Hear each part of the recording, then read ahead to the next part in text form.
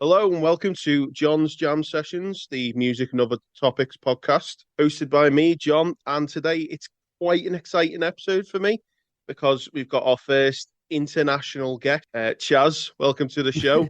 Hey man, how's it going? Hey, Thanks for Chaz. having me on. You have been doing a podcast for some years now, haven't you? Yeah, the Pure Holy Hour podcast has been going for we're closing in on 10 years now. I didn't even realize next year will Yes. be 10 years. The first year was a little kind of just put them out as they happen, so it wasn't quite as Yeah, yeah, consistent. But yeah.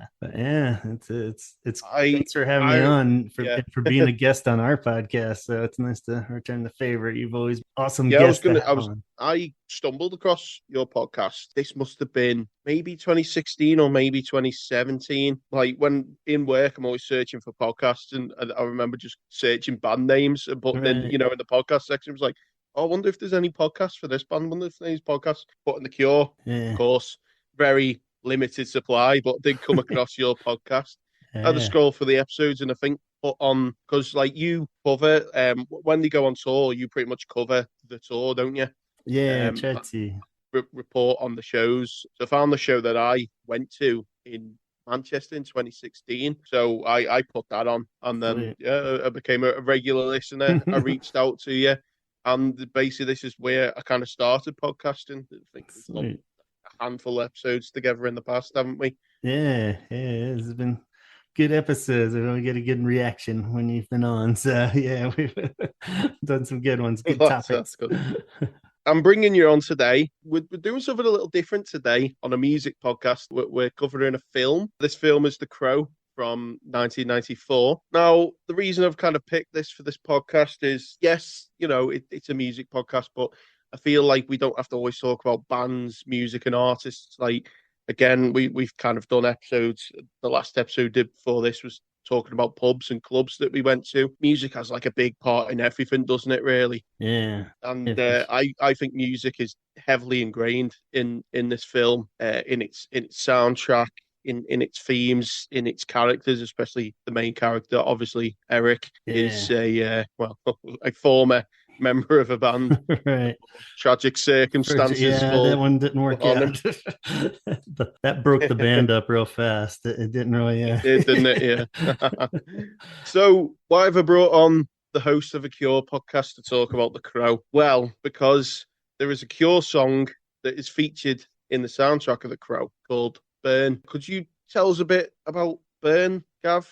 Yeah. What do you know about it? What was anything behind the progress or why the band decided to basically Yeah. agree to do it and have it in the film? Yeah, it's so the stories go that it's based off a graphic novel, Crow. So and apparently Robert Smith, frontman of The Cure, and he was a big fan. And even in the graphic novel, are you familiar with it? Have you read the graphic novel or anything? I've never read the graphic novel, no. I Yeah. feel like I should do, but I Yeah, haven't. I'm pretty guilty too. Even people have sent, or I've found like images of most of the pages. I haven't read it, like Yeah, it's yeah. been stuff, and it is really cool because there's a lot of cool references in the actual graphic novel. They use lyrics from Hanging Garden, another Cure song in there, and I think in that scene it's like where he's becoming the Crow or whatever, and Yeah, yeah. they asked the Cure to do a or to use Hanging Garden, I guess, in the movie. Even Okay, I since didn't know Robert that. was a big fan, he was like, "I'll do you one better," and Yeah, I'll he make said, your own "I'll write song. you a song," which is always a Yeah. little scary because then they're like, "We kind of just want to use the Hanging Garden," but in this case, I think they lucked out because they wrote a real banger for this one, I think, and yeah, it matches perfect. I love the scene. We'll get into all that, but I think it just shows that apparently it was a cool, like he just went into with the drummer at the time. It was like came out in 94, so it was probably Yeah, so recorded this was at in the end. between Wish and Wild Mood Swings, wasn't it? Yeah, it was during that first like real dry spirit period because we've gotten used to waiting as Cure fans. Yeah, But yeah. at this Oh, time, yeah, yeah. at I this was going to bring that up. Yeah. at this point, this was the first like 4 year gap that would become pretty common after albums where they'd have these 4 year gaps. And this was a big one too, because after Wish, they lost, poor old the guitarist. The Hmm. Simon was even having health issues and wasn't really a 100. You weren't sure if he was coming back. And Boris Yeah, this yeah. point hadn't declared, as far as we know, that he wasn't coming back. So this would prove to be the last song that they would actually record with Boris, their drummer, who'd been their drummer through like the golden era and on all these classic Cure things. So in a sense, it's a very sweet swan song for Boris because it is just like badass drums through the whole thing, and but it was weird that I didn't learn that till later, that it wasn't anybody else in the studio. Robert just went in with Boris and they just started jamming and recorded all the parts and wrote it right there kind of on the spot. I'm sure he had some kind of idea going in, but Yeah, yeah, it's yeah. weird. A lot of people, because the bass is so badass on this one too, that like Simon didn't play the bass on it. I don't think, as far as he's been saying, it was just the two of them in there kind of top style. And yeah, so, and it just kind of proved to be this really cool finale song for Boris. So I think it's kind of a touching one to all Cure fans, because that was the last we got to hear him on an actual studio recording. And almost like I always felt like I kind of took it for granted back in '94 when this came out, because they were putting out so much cool shit leading up to this, that I was like, oh, cool, yeah, another Yeah. cool Cure song, But now, in hindsight, I was like, this is a real gem. So So I think something off the bat is obviously you're a little older than myself, yeah, so you grew up, you were around when the film came out, when the song came yeah, out. I was free, so I yeah, wasn't a mega fan of the Cure back then. yeah. We'll give you a pass I on that one. I heard the song much later, so to me, and because it is quite a deep cut and it's quite hard to like come by conventionally. Well, obviously now it's Yeah. up there on streaming, isn't it? And it's also kind of been reintroduced into their set list fairly Hmm. regularly, which is awesome, by the way. Yeah. But as I was getting into the band and really starting to explore the discography, I think I was at this point I was like near the completion of the studio albums, and I pick up that box set collection, the 4 disc, join the B sides box set, Uh-huh. and I hadn't actually seen The Crow at this point, and I Okay. heard that song, and okay, we're kind of moving a little bit all over the shop here, but I remember Crow was a film I was dying to see for a long time. Over here in the UK, our like rating system is like 12, 15, 18. So the Crow's rated 18 over here in the UK. When I was under 18, we didn't have like streaming, or you could buy things digitally, but it wasn't really that like there was still, the Yeah, technology not that wasn't like, easy. like it was, you must have you needed a good computer or a good like laptop or something to run a film off. I remember hearing that song and being like, damn, I really need to see this film now. I Yeah. really need to see this film because if this song is anywhere like, if the film is anywhere near as Right. good as this song is, I mean, it's probably one of my favorite Cure songs, but I've got the tattoo on my arm Nice. with the lyric every night I burn. Right. I love that song. Yeah. So to kind of reel it back in, because we've kind of darted a few areas there. When did you see The Crow? What is kind of your background with The Yeah. Crow? It's a little hazy because it was in that hectic phase of high school. So let's see, it must have been, yeah, like junior year of high school, I guess. And I remember it just being a big deal because I tracked down that The Cure had a song on it. So I was more excited about the getting the soundtrack and stuff. I was in deep with Cure love by that point already. And so we were real excited. Like I said, it was kind of a drought period for The Cure too. So I was like, anything new, let's get it. And then my brother's oldest friend was a big fan of it. And I remember going to the theater to see it with him. And it had a lot of the hype with it too, because Brandon Lee tragically dies in it, and all of that Yeah. was kind of announced beforehand, like months before the movie. So we kind of knew it was going to be this super dark. What the hell are we? Should Mhm. I, even as Yeah, a kid, I was like, should I feel weird about going to see this? We're all kind of going like, which scene does he die in? Is it in the movie and yeah, stuff yeah, like that? And so yeah, it was a big deal. I remember seeing it and liking it a lot. It didn't become like my all-time favorite movie or anything. I remember renting it a lot more, which back then it took a long time for them to come out, so that must have been about a year yeah, later. But we kind of watched it more religiously once it was out on video. I didn't go back to the theater a bunch of times or anything, but we all loved it and thought it was cool and badass. And even just the way the movie unrolls out, like it almost seems more like, oh wow, rewatching it now, because or maybe I just don't really watch as many shoot 'em up movies or anything anymore. But I definitely felt like it was a different era of like, wow, there's just everyone's fucking blasting each other, and the violence levels through yeah, the yeah, roof, which yeah, is badass. But I don't remember being like shocked by that as a kid or anything. Maybe I was watching more stuff along that line, so I was like, yeah, it's cool. But I love the use of the cure in it. So that was all the boxes that needed to be checked for me as a kid. I was like, yeah. And I yeah, still think that's probably the best scene in the movie, but I'm biased. I think is when they're playing Burn and he's becoming the. yeah, yeah. He's So, putting on the makeup and that. Yeah, I again, like as I said before, I was dying to watch it. I knew a lot of the stories around it. Obviously, knew about Brandon Lee. That yeah, story was still very like highly spoken of. To like 10 years later from the film when I yeah, started first hearing about it, and again, like the internet wasn't like what it is these days. So again, I was like, when I first watched the film, I was thinking the same thing. I was like, where's the scene where you get shot? And then like, yeah, when you become older, you're like, hang on, there's no way on earth they would ever actually put that in the film.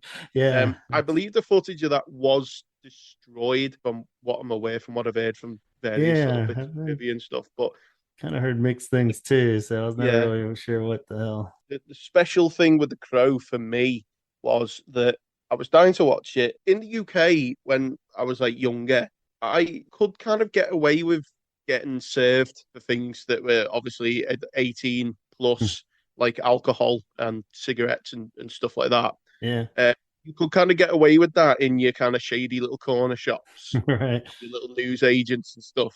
So I did try. I think I remember being 17 and trying my luck with The Crow, trying to get it from a music film store called Yeah, H. I don't know if you've ever heard of HMV, yeah, big music store in the UK, and yeah, they would have none of it. So day I turned 18 on my 18th birthday, I kind of did. I wanted to do the typical 18-year-old thing of let's go out and do everything you can do legally as an 18 year right. old.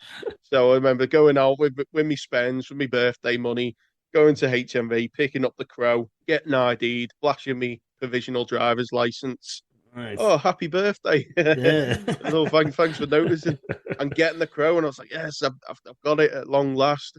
And first watch, to be honest, I think I more or less pretty much fell in love with it at first Yeah. watch. It has, I would definitely put it in my top 10 films. I've got a lot I could say about it. I don't think it's a perfect film. Like Yeah. as you said, you rented it a lot on VHS. I think it would have looked fucking awesome on VHS Yeah. because I watched it on Blu-ray, so that's like what 1080p on my Yeah. big massive 4K telly, and Right. the strings are there, aren't they? When you watch these older films, like you could Yeah. That's like the city, the size, the landscape of the city, you're like, oh yeah, that's just like it. yeah. That's a model, that's a Yeah, this, that's a right. that. Yeah. Whereas with that kind of old 90s grain over it, I really think this would have looked very like authentic and like really realistic, which would blend very well into Yeah. into kind of like the violence of the film. Yeah, for sure. Yeah, I don't Yeah, remember any thoughts of like, oh, that looks a little hokey or something as a kid. Like that wouldn't come yeah. till way later, like in, as CG and stuff have developed over the years and just backgrounds. Like watching it now is kind of like, yeah, it looks like an old like DVD menu screen almost like the background. Like when Yeah. it's just certain parts when he holds his hand up with the bullet hole in it, it's all like Oh kind of yeah, definitely. cartoony. Yeah, yeah. But I, yeah, I I clocked onto that as well. Yeah. yeah, I but mean, I it never adds a level of charm, doesn't it? It certainly does like yeah, add a level of charm, and you really appreciate like as you say with modern films now, and I'm not even that old, but I don't want to be like one of these fucking man. They don't make films like they did Yeah. like back in my day. We had Shrek. Right. I think a lot of it is lost these days of like modern. Everything can just be CGI'd. Everything, Yeah. we even get to a point now with AI and AI generations. Yeah. So, really it's like a charm to the props and a charm to the old school way of making films. I think overall this film's a very well made film. Obviously, it's very like deeply laced with like gothic imagery and Hmm. very kind of like ingrained with kind of like the goth subculture, which I imagine at the time, was when you went to cinema to see it, was it, was it like a Halloween party or was it just like Yeah, I just don't. your average Joe, like coming in with his popcorn, ready to sit down and enjoy a film? Like, Yeah. was this bringing in a lot of the alternative kind of crowd, or at the same time, were they watching this and thinking that their identity, like, this is for posers, this isn't like true, authentic, with Goths getting a bit, because there is a bit of gatekeeping in these kind of like Yeah. subcultures, isn't there? So, what was kind of like the reception Sure. around like the alternative scene when Yeah, it it's hard came to out? say. It's a good question. I wish I had a better answer off the top of my head, but I guess just being technically a kid that was into a lot of the Cure and Joy Division and everything, but I was never like a full-on goth kid or anything. There must have been, but I felt like it was just kind of standard teenage kid. It was just kind of teenage boy heavy, I think, where we're all just in there. I was probably going to like an earlier showing, because I was younger. It's funny you say that with the rating systems and stuff too. I don't know. It must have been at least PG-13 here. I'm assuming, if not full on R. Yeah, it had to have been R probably. But yeah, I'm not even sure how I got in. Really, I was just with my friends. One of those things you think about. I was like, yeah, I guess they just let us in. But yeah, I don't remember anything standing out from the audience. It being '94, I know just in general, it was a little odd of an era, and you can tell that from the soundtrack, even where it's kind of merging. Even though I was younger, but I got into like, like I was saying, Joy Division and stuff and Smiths early on. So Yeah, I was more yeah, in that camp of like early 80s kind of, new wave and stuff. And by this point, you're merging into like industrial a bit more too, with Nine Inch Nails being yeah, on there. And yeah, that age, you're getting yeah. these That's heavier a big shout bands. out, isn't it? Yeah, so it is kind of cool to see that now, where even on the soundtrack, it's merging. It's not just full on like pseudo goth bands on it or anything, which they could have really leaned into Yeah, that. But I think even because even the Cure started to kind of hurt a little bit by the mid '90s, and that's why Wild Mood Swings was a big hit or miss for a lot of people, because a lot of people just moved on to like full on grunge or Britpop, or you know what I yeah, mean. By that point, it was a weird era for nobody really wanted the old '80s guys up there again, even though they weren't yeah. old at that point, but everyone acted like it, so it was kind of odd. So yeah, I I think it's a good Yeah. transition of that, where it's more almost industrial music and stuff, and merging into those lines of that kind of goth more than what I liked. So, I'm looking at the soundtrack and I do find it quite interesting because The Cure are like kind of out of this lineup of bands. They really are like they're like the legacy band out yeah. of all them. I know at the '90s at this point, they've been going like what, coming up to not even that long of Yeah, time really, nah, but it's they're like the big boys in this lineup, aren't they?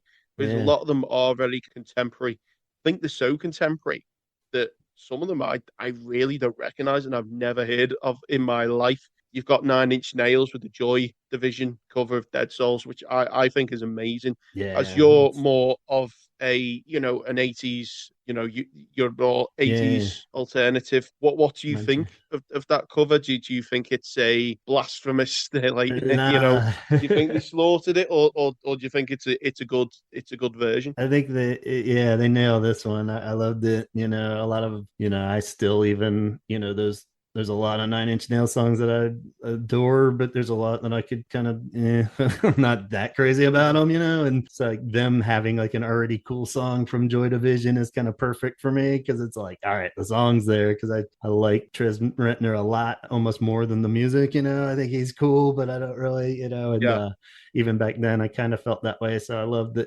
they did that. I think that's the next close runner up to the Cure one.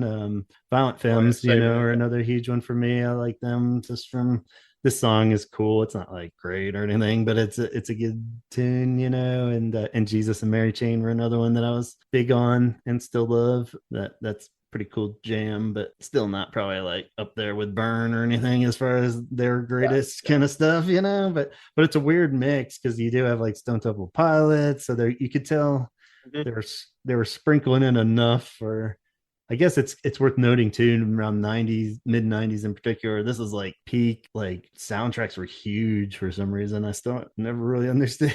I'm not really sure where the full Yeah, start and stop of that is, but like there was a whole fucking thing of soundtracks had to be really calculated back then, and it was a whole yeah. record company thing. You could tell That's they were probably something throwing that's kind of disappeared now, isn't it? yeah, nobody Something that's kind cares. of It was gone. so weird.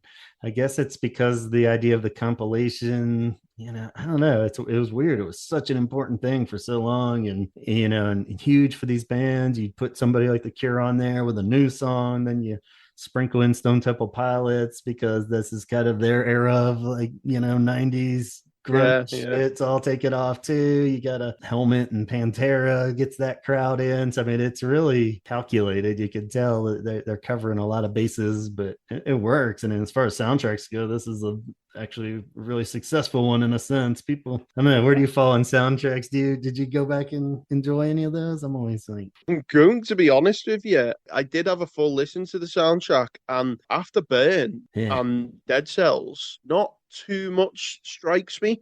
They've right, got a pretty good Rage Against the Machine song, but I definitely wouldn't say it's their best yeah, song. And again, like I said to you, I don't know if I'm just a bit uncultured, but there's some bands here I've never heard of in my life, like yeah. There's My Life with the Thrill Kill Cult. yeah, they're I think older. that's the kind of ravey one, isn't it, with the guitar Yeah, there they're that's kind played of. during the big shootout scene, isn't it? So there's songs on this that I go, oh yeah, that's from that scene, that's from that scene, and then there's some songs like I was like, is this even in the movie or was this just kind of added on to the sound? Because I know that soundtracks did that back in the day. Yeah, I've never heard of Rollins Band or Helmet or yeah, For Love Not Lisa.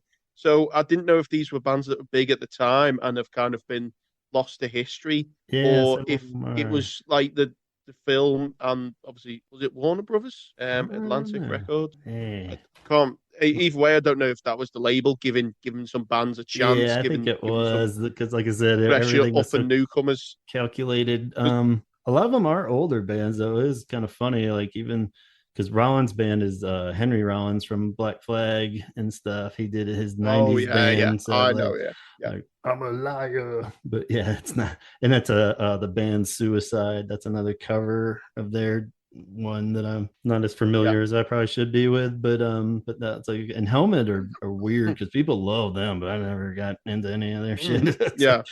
They're pretty big, I think, but yeah, and there is a few of those. I don't know who the fuck For Love Not Lisa was or Machines of Yeah. Loving Grace, and I was like, nope, no. And Mm, medicine, even I don't know, but yeah, we're living in yeah, we're living in a very like nostalgic age at the moment. I feel, and I don't know if that's getting to me because, like you said before, with the soundtrack, I kind of feel like a soundtrack full of Cure, Joy Division, Depeche Mode would have Mhm. really like kicked off on this and really would have matched the mood and the setting Yeah, and lifted the soundtrack of the film a lot.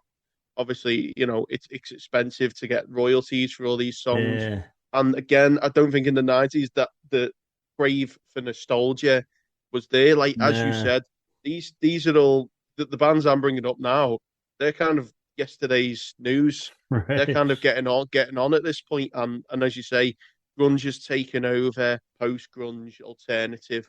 That's kind of paving the way now. These old kind of 80s synth bands, new wave bands kind of becoming the dinosaurs, aren't they? So yeah, that maybe, makes from a marketing standpoint, let's not fill a soundtrack full of decade-old songs. But right, no, yeah, nowadays that would be absolutely jumped on, wouldn't it? Saltburn, recent film, had a lot of music from about 2007, which Mhm. isn't really that long ago, but people jumped on that and were like, "Oh, this is like a nostalgia film. This is like a right, period piece." It's like, damn, like that was only like what 16 years ago. yeah.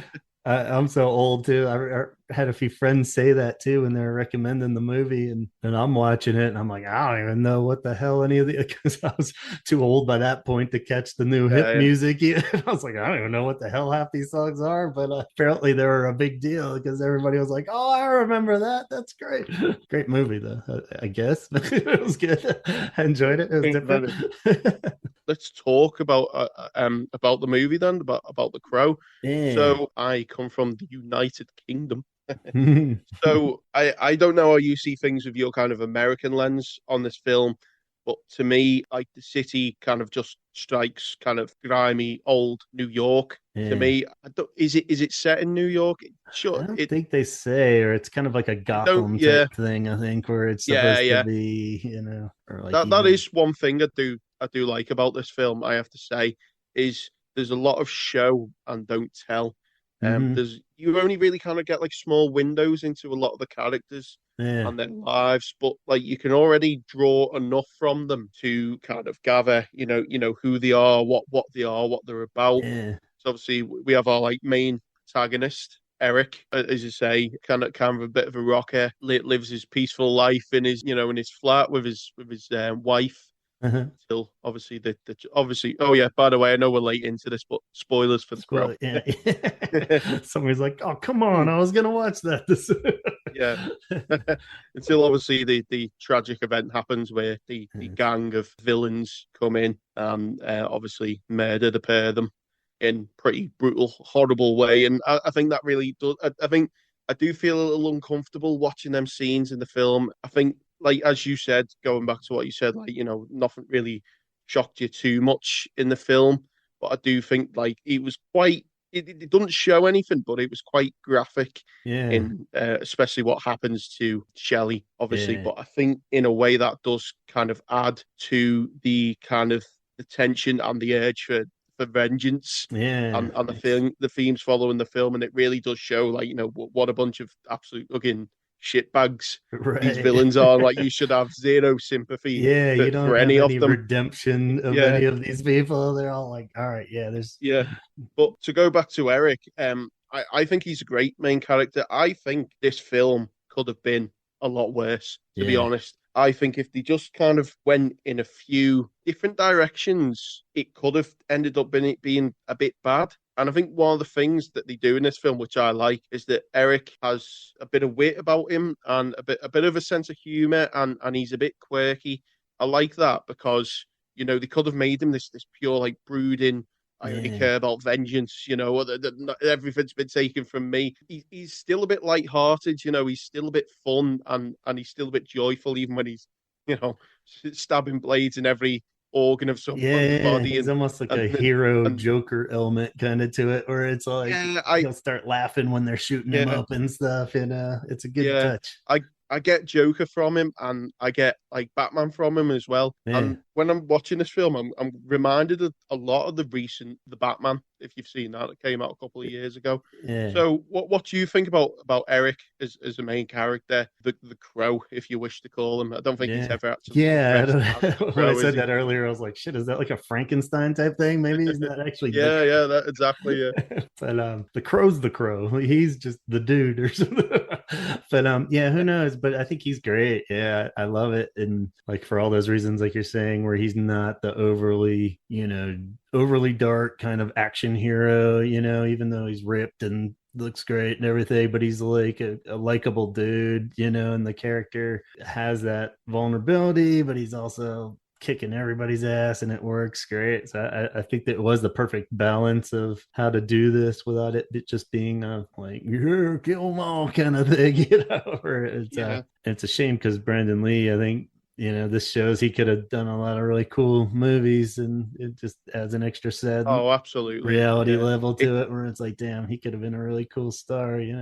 that is always like underlining the film for me. Like, Yeah, especially with like its themes and like what it's about, and like it yeah, really is such a horrible, like sad tragedy. It's very similar to Heath Ledger and the Joker in The yeah, Dark Knight, isn't it? Something's quite eerie and spooky about it. And I'm not one of them who's like who believes in cursed there's movies fate. or Right. anything like that, but it does feel like out of all the films for something like that to happen, like a film with this kind of concept and themes, like it is very kind of eerie, and it does always cast a bit of a shadow throughout the entire film Yeah. for me. I was just gonna say, yeah, but it does help it, which is it sounds a little terrible to say, but it does kind of Yeah, add this yeah, extra mysterious level to it. Like we're saying with the whole setting, even it almost has like a is this like post-apocalyptic kind of vibe, even, yeah, it just feels like yeah. so far gone that this city is just a total mess. But Yeah, it's like completely lawless, isn't it, at this point? yeah, The villains kind of have grasp of full control. And speaking of that, that's a good way to segue into next character, Sergeant Alberts, I think. mhm. As much as I love this film, I do struggle with the names because, as I say, Yeah, I they're don't really just like think they get like named or mentioned very much. nah. We have Sergeant Alberts, who is the most stereotype film cop ever. Yeah, He's a disgrace. He's been demoted. He was disgraced. He's kind of half-assing it now. He kind of doesn't care anymore. But yeah, he's a good guy. He's just been beaten down, and he's down on his luck. I think he's gone through a divorce. He does kind of look after Sarah, the child who hmm, will move on to a bit. And obviously, the big thing about him is how much of a pivotal role he kind of plays throughout the film.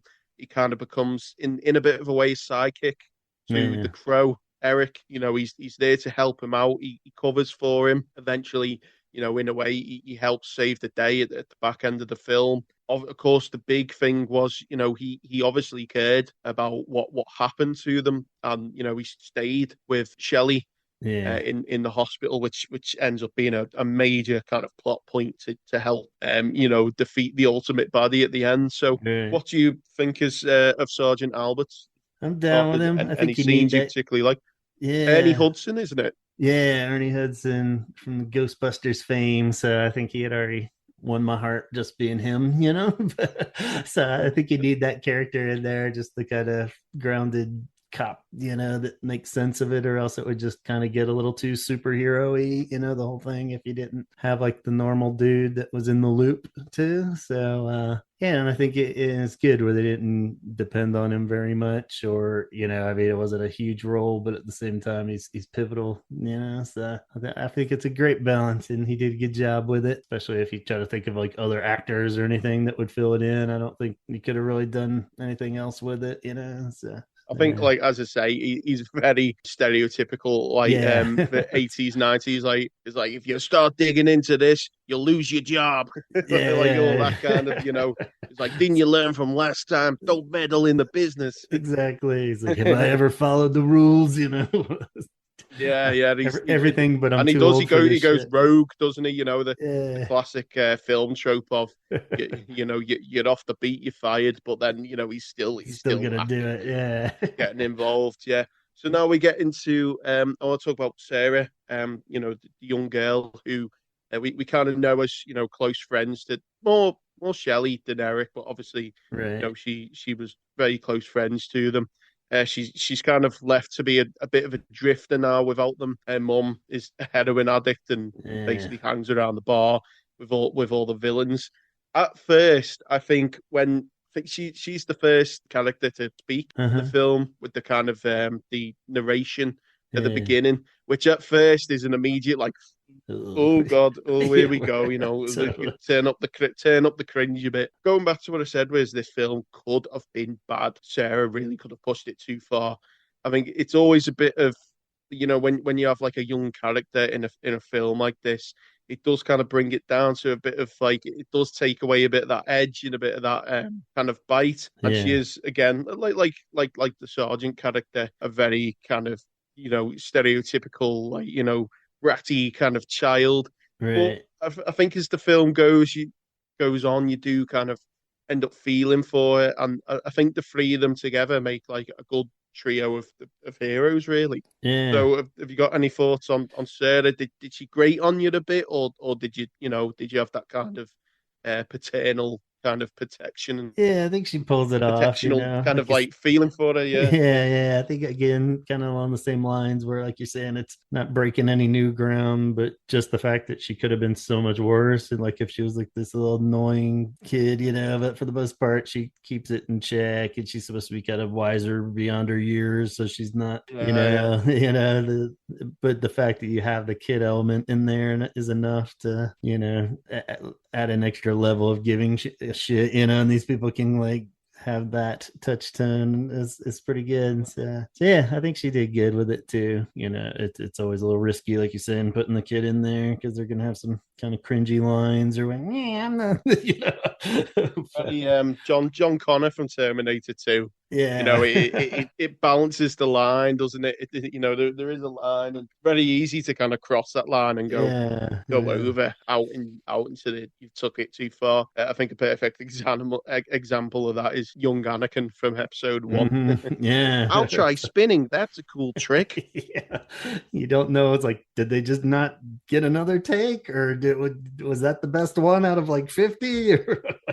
So yeah, he's pretty brutal, and it's a tough call. It's gotta be hard as a director, and like getting that where it needs to be without like torturing the child. So come on, you're gonna ruin this whole thing if you keep. So I Yeah. think she pulled it off enough where it worked. Let's move on to the villains a little bit. So we've got Tintin. He's very cool. He's got the dreadlocks. He's got the blades. He's got Yeah, his throwing blades.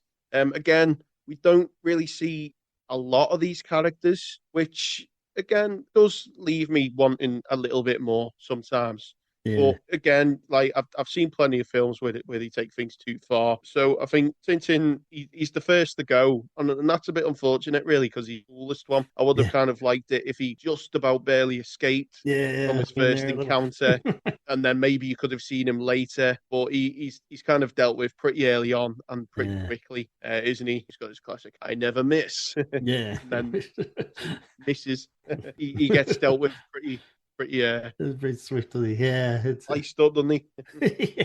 Yeah, it's a weird thing with all of them, like you're saying, where they just you gotta develop them just enough where it's like that much sweeter when he finally kills them and gets the revenge, because you've seen enough of them, but you don't want to give them too much because then yeah, you start developing them too much. You don't want to have any kind of sympathy for them. I like that they took that angle where they weren't like, he's an all right guy. He just had a weird night or something. Yeah, exactly. Yeah, yeah, None of yeah. them Because even really. Yeah, none of them, besides T-Bird, which I'll get into next, I don't yeah, think any of them really show any level of like remorse. yeah. I think Like, they don't care. They're just, I know, I think the character, which we won't even bother talking about because he really has a minor role. But what was he called? Like the last one he kills. Oh, the name's missing me now. He's the yeah, only one I didn't note down. He's got like a horrible name, and he's called like Mange or yeah, Mangy Boy or something like that. yeah. By the end, it's kind of But video game we where you just get past that level and kill one more of them, and we'll move on to Fun Boy next, Mhm. he's just like a gross dickhead, really, isn't he? Yeah, He's horrible. Going back to them really horrible graphic flashbacks, we keep getting of yeah, the night where they do what they do to poor Shelley. He's really the one that makes your skin crawl, and it's really good to see him get his comeuppance. He gets toyed with a bit more, doesn't he? He's like, as you say before, with the shooting of the hand scene. That's yeah. from him, isn't it? Right. He's with Sarah's mum. They're both shooting off like heroin, and Yeah, and then we also get that scene with Sarah's mum's kind of redemption as well at that time, where he extracts the heroin out of her arm, tells her to yeah. run off home, and she does us and starts cooking eggs. So Yeah, so that's it's a fair good enough. But start, right? the much Yeah, about Fun Boy, or should we just move on from Fun Boy? yeah, fun boy. Yeah, He's not very fun, is he? nah. But I quite like T-Bird. I don't know why, but I think like his acting and his performance in the film was like quite good. So he's basically like the leader of this gang of rogues. And we Yeah, haven't even mentioned it, but what their main kind of gimmick is, they're just like arsonists, aren't they? And the night pre-Halloween is like known as Devil's Night, and that's basically where they set the city ablaze, isn't it? right. The scene, I one of my favorite scenes in the film is when the Crow gets his hands on him in the Yeah. car, and he's driving, and he's slowly kind of figuring out, what's going on and what this is about. And at first he's like, yeah, it was a routine smash and grab. You guys got in the way. I really like that scene when he knows he's fucked, basically. And he starts reciting the poetry that he found in the room at the start when he break in, and you can, I really like how he acted in the performance. Like, you can see the fear, you can kind of see that, oh, I'm fucked here, Yeah. as the car drives off, explodes, and the big crow signal in flames. It was a I nice think that's a touch. great scene. Yeah, Yeah, it was yeah. very cool. And even every like just minor detail of when he's duct taping him to the seat, how it's like pulling his eyebrow up, it's like a really Yeah, yeah, yeah. uncomfortable duct taping to your death kind Yeah. of thing. So yeah, it's You're not definitely you. You're not you. You died, man. yeah, he was very all these villains actually are very they reminded me of like those almost like Dirty Harry kind of, where they were all shitty enough, but they'd be like, yeah, Yeah, man, yeah. don't kill me. It was kind of a Yeah, cool that's it. throwback to those like I think that's why they kind of incorporate this kind of boss character, because I don't really think it would be that engaging if he's just kind of taking care of a bunch of dickheads, basically. right. We get top dollar and his sister Micah, I think her name was. Yeah, sounds right. They're sisters, and there's this It's weird all incesty thing. There's this weird yeah, witchcrafty thing going on with them. Top Dollar, he's very kind of one liner. He's very like philosophical out with the quotes. He yeah, says, the day he's got that gravelly voice, and he goes, "Shadow's over the day you know you're gonna die." yeah. It's like the And the leprechaun or classic, something. yeah, yeah. I think that may not come across as. I think he's like a great villain. He's a really, you really want him to get his comeuppance, but at the same time, he's not just loose and wild. There's something about him, and he is a challenge. And at the end of the film, we'll get into scenes after the characters, but we have that final rooftop battle with him at the end, Yeah. don't we? He really is like a menace and a challenge to the Crow. Any thoughts on Top Dollar and his weird sister? Yeah. Yeah, good ultimate bad guys there. So it's like the end of the video game. You got to work your way up to the big Yeah, it boss does feel bad. very video gamey, doesn't it? Yeah. Yeah, yeah. So works good. But yeah, that dude is awesome. I mean, he was always kind of the same dude in everything where he was the villain with the crazy voice and the, but Yeah, I'm surprised it wasn't him more though. That guy was great. that's kind of like the main cast of characters. Obviously, they're all kind of like smaller little side characters and stuff. We'll talk about that in kind of scenes now. So the major scene we need to talk about is the scene where Burn by the Cure starts playing. Amazing, just gives goosebumps immediately for me. The one gripe I've got with it, the one nitpick I've got with it, is they do not let the song play for long enough. It is Yeah. it is for me. It's like it's gone in a flash. It's like, yes, here it is, and then it's fading away already, and I'm like, no, no, more. Yeah. Give me more. This great, especially if you got a new song by that. If they went out the way to do a new song for you, like, have it in the film longer. There is a Yeah. scene for me that it sounds like in the score, and I don't know if this is just me, but it kind of sounds like they bring the song back in the score a little bit, and that's in the scene where he's getting chased by the police. I Hmm. think he's running across the rooftops. I think it's after the big major shootout scene, maybe, and the police come and he's running away. The score does kind of seem to have that core melody of the chorus of Burn, but that could just be me. Yeah, I'm not sure if I cut that particular one, but I know earlier as it's leading I up think to it's that just me. scene, nah, it's Yeah, like a lot of just some of the score would start with like a almost version of the drums, if they were like starting it yeah, way yeah, early and then it just slowly, but it doesn't officially kick in until that scene. So yeah, it would have been yeah. cooler just sprinkle because there is so much like atmosphere, cool stuff in that song that you could have used that for the score to really, and just all the little Yeah, that's my one gripe, but it's great, because he's come back, he's disorientated and confused, yeah. no idea what's going on. All the memories come back to him. Punches the mirror. The song's Yeah. on. He's putting on the face. He's putting on Yeah. the makeup. Which feels Crow's there. kind of Cure-esque, as he's It's putting on the yeah, yeah, black. very It's like, absolutely like top notch. yeah. Brilliant.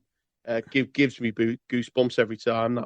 Yeah, it's very prominent, which is awesome, which is pretty much best you could ask for with those things. It's always the Yeah. biggest crime is if they don't wouldn't even play it until the credits or something, it would be like, oh, Oh such yeah, a that would be a shame. That would be a shame, wouldn't it? Yeah. yeah. So yeah, as much as I'd like the whole thing to just be, burn through the whole movie, but yeah, it was well done. Definitely, like I said, my favorite scene, and I think it just really showcases it well. I mean, the whole thing really, even just is like you were said at the top, is very music oriented. Like everything, it feels kind of like a music video, which is funny when I looked up at the director too. That was his main thing, is he's kind of a more of a video director. He's done some pretty good movies and stuff, but like he did like a billion music videos right before that. So I was like, oh, cool. Yeah. It makes Yeah. sense that he would use music properly. Yeah, that's sort of. I think music is really well blended into the film. Like again, like with that scene with Ben, straight after we get the Nine Inch Nails Dead Cell cover. It's Yeah. kind of them skulking through the rooftops of the city. Bro is flying above him, and Yeah. that's obviously that leads into when he finds Tintin. I really like that bit. I really like the music during the shootout scene, which is basically that industrial goth Yeah. rave track. Down, down, down, down, down, down, down, Yeah. down. So, Really, really like, and outside the soundtrack and the score, I think there's really good parts of the score as well. I enjoy I kind of like the score and the song that's kind of playing when he's reunited at the end with Shelley and yeah. he's at the graves, and it's that kind of orchestral, uprising, Yeah. very kind of emotional, tugging the heartstrings Yeah. kind of score. Another scene I want to talk about, which I really quite enjoy. It's kind of like quite a comedic, comical part of the film, Uh-huh. is when he goes into the pawn shop, Yeah. um, and he interrogates the shop owner, and he obviously he gets the ring back, Yeah. and the bit always makes me laugh is the shop owner. He shoots him, doesn't he? He just regens, doesn't he? He just heals. And it was shit on me, Yeah. shit on me. Yeah. Yeah, that dude nailed Like a it. Whoever that actor was, it yeah. was just made the most out of that little part, But it was, but yeah, Yeah. that's a Again, good going one. back to like your stereotypes, isn't it? It's like, what are you doing here? This is my shop. Get out Yeah, of here. yeah, mate. Yeah, yeah, that's a great one. Oh, we've talked about some of them, but the main one, when he sees Funboy, the hand, he does the Jesus joke, doesn't he? Yeah. He hands him the nails and he says, "Can you put me up for the night?" Yeah. Obviously, you'd have to go watch the film to actually get the joke, Yeah. but that's a great scene. The main shootout, the final scene, the church, the big battle, and I like it when they're all at the end. They're all sat around. They're all wounded and done in from the battle. He hands Abrams the cigarette, doesn't he? Yeah. And he takes one puff and he goes, "Oh, that's it. I quit from today."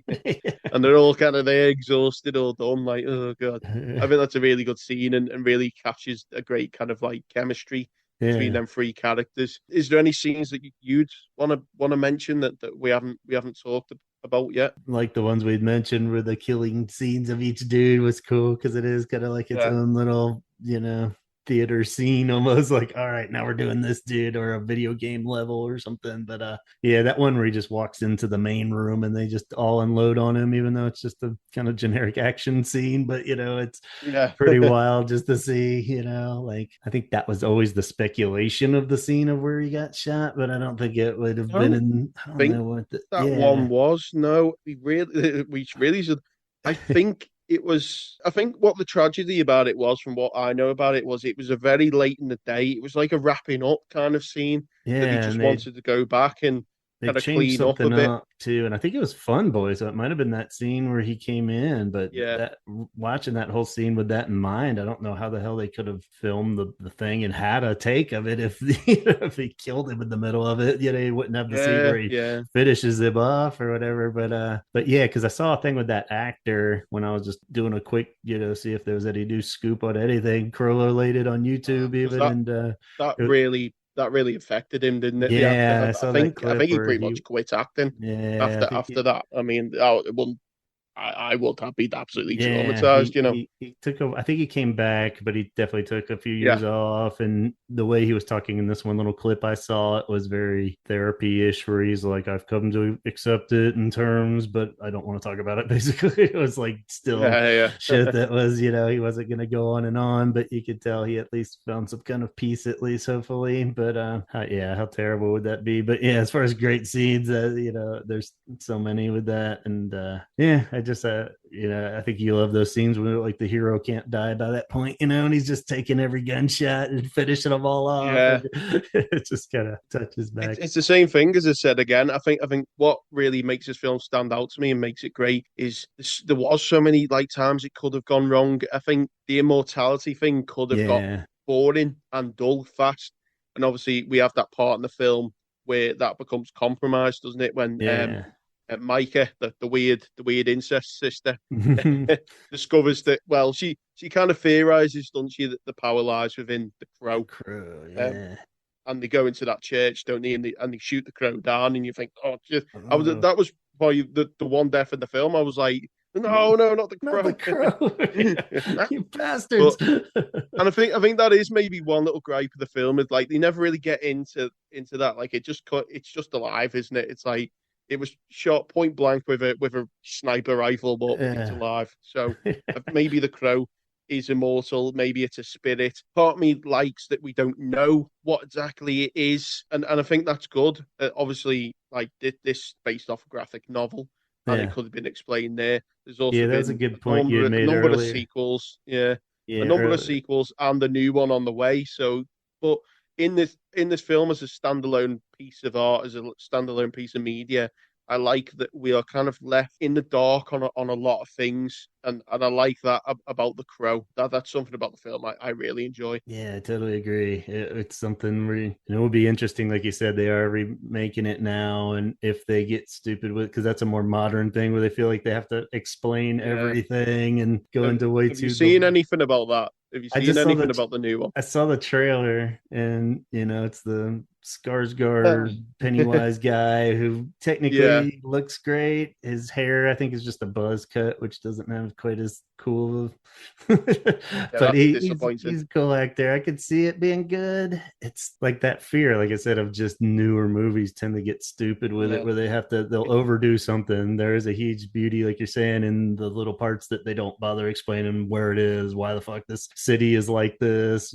The villains are yeah. just developed enough where you can kill them, and it's like, yeah, but not too much. We don't need to know their whole backstory and shit. And so I hope that they don't do that. And just because of the movie, I think it is one that technically could benefit from a freshening up makeover, like we said, just because of the time it was made. Some of the computer graphics look a little cheesy or something. So I mean, it really could, if they followed the right formula, could really improve on it. But yeah, no, still cautiously optimistic, I think they say, I'm right? I'm willing to give it a chance, but Yeah, the design of the character just screams like Jared Leto Joker to me. yeah, And I thought that was disastrous. And I think it's kind of tapping into like kind of like imagery that makes me think of them kind of like mumble rappers and like yeah. like Post Malone and stuff.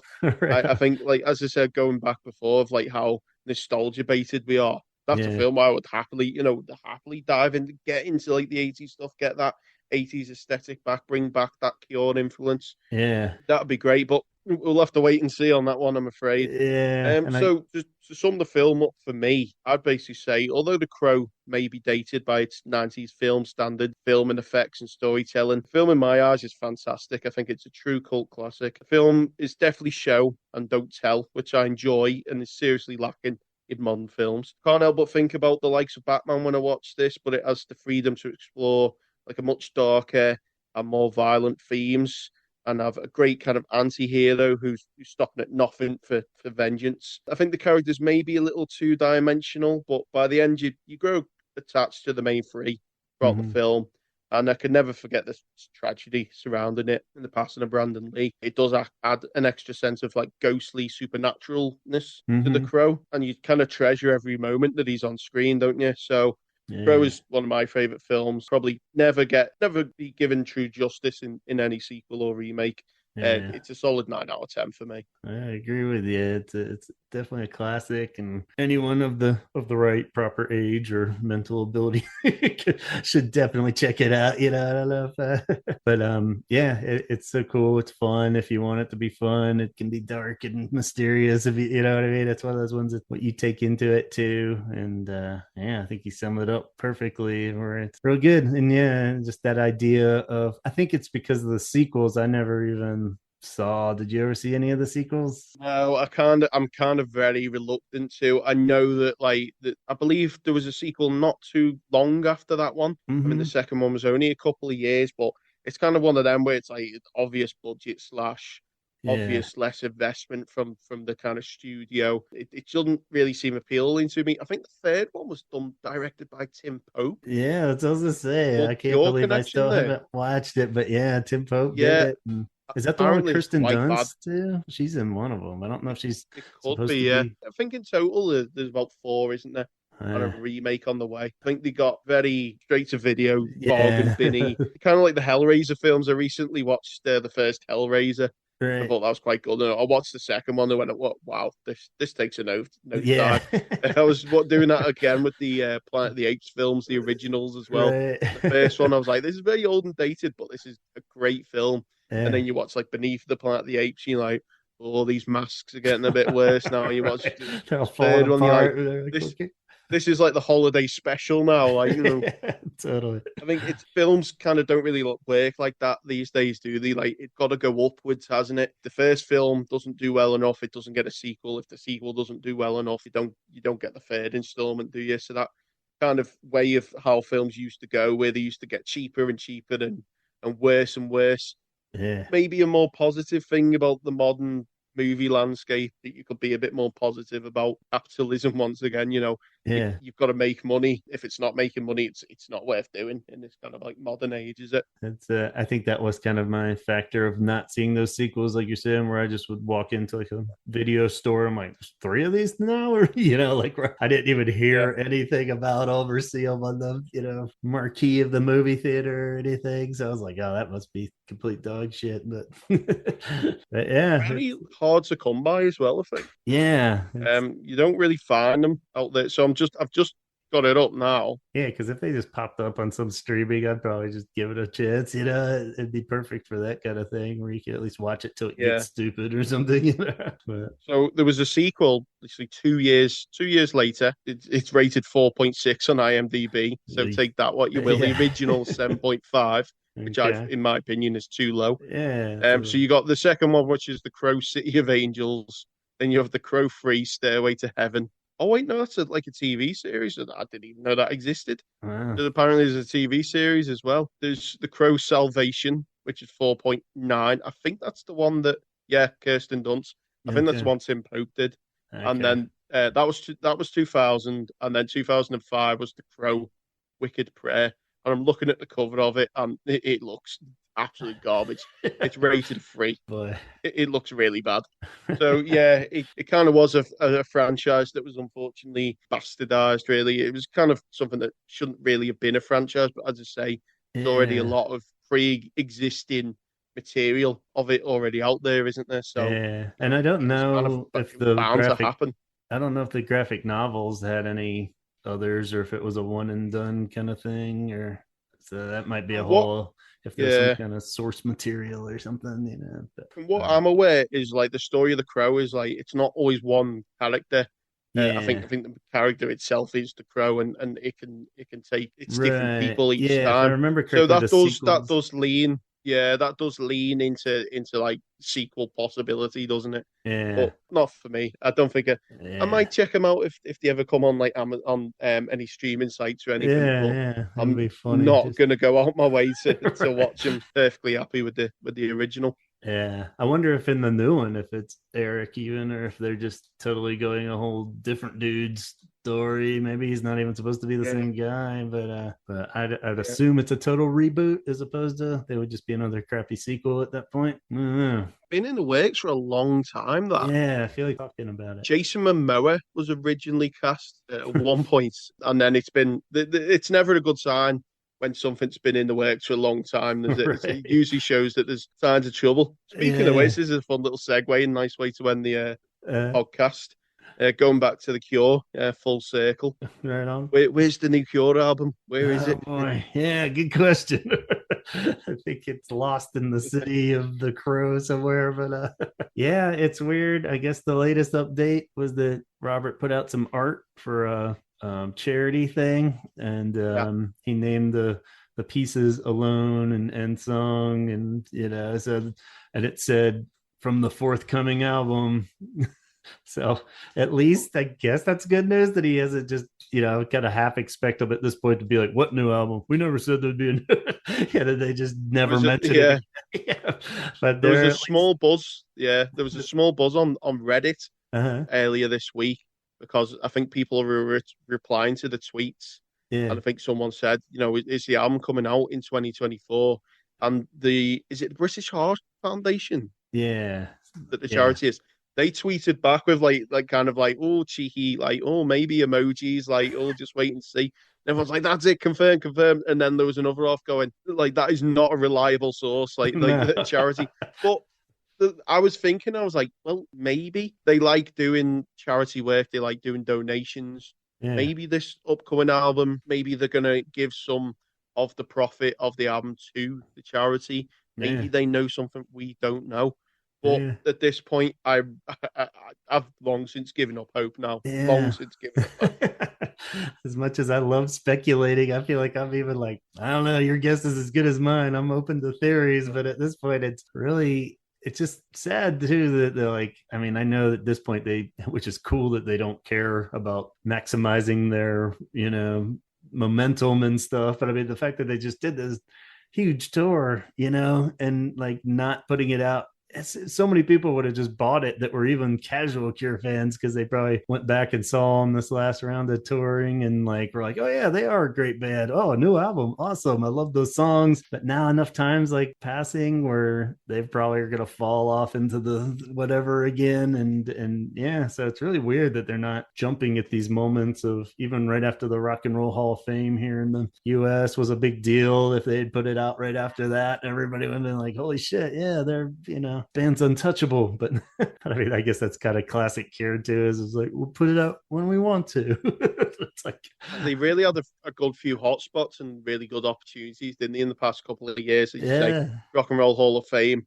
Well, the World Tour was the biggest one. It should have came out before that. But even yeah, before that, we had over in the UK them headlining Glastonbury yeah. I was gonna and say doing the a few festivals. festival slots. There Yeah, was really some great like there was a window and you did it. And what bugs me out the most about this is kind of the fact that this album's in a state of near completion. It's like the loading bar on a computer, like yeah, back in the day when it zoomed to the end and quickly and then stay on the last little bit yeah, forever. yeah. And you're like, oh my God, will you just load? Bloody hell. And isn't It's, it the million it's dollar up to them, question? isn't it? Yeah. The million dollar question was that is, do you just cancel it and start over when it gets to that almost low, or do you just sit What and wait yeah. forever? What worries me about it the most is the fact that like almost finished. Why isn't it getting finished? Yeah, Are you doubtful of its quality? Is that the problem? Do you think that it's, I yeah, can fix this, I can fix this, I can make this better, I can make this better?